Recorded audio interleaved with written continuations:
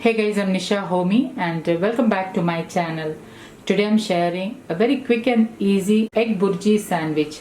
So without wasting much time, let's get started with the recipe. To make egg burji sandwich, I have already chopped 1 medium-sized onion, 1 medium-sized tomato, 2 green chilies which I have finely chopped, and about 1 tablespoon of coriander leaves chopped. I have already heated a cast iron pan and I am adding in about 2 teaspoons of coconut oil. I am using unrefined wood pressed coconut oil. Tilt the pan so that the oil is nicely coated. Add in the chopped onion, green chilies and coriander leaves. Now give it a stir. And once the onion starts to get transparent, add in the chopped tomatoes. Add in pink Himalayan salt as needed. Give this a mix. I am using a cast iron pan which retains more heat. After about a minute, I am just breaking 2 eggs into the mix. Now quickly give this a mix.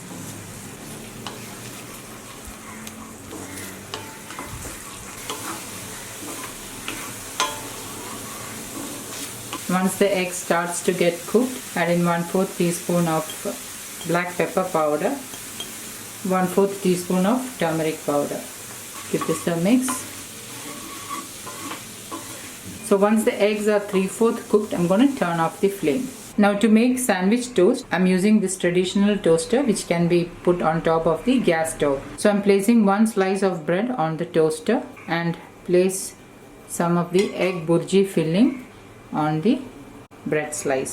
Now cover it with the other slice. Drizzle in a little bit of desi ghee. Once this side is toasted, flip it over. Drizzle in a little bit of desi ghee and toast that side as well.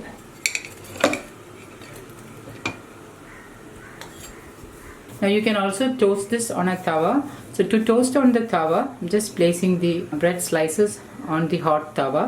Drizzle in a little bit of desi ghee on top. So after about a minute, I'm just turning it over, and as you can see, this side is lightly toasted, and I'm placing the egg mix on the toasted side. So once you toast your bread like this, what it actually does is it prevents the bread from getting soggy or absorb the moisture from the filling.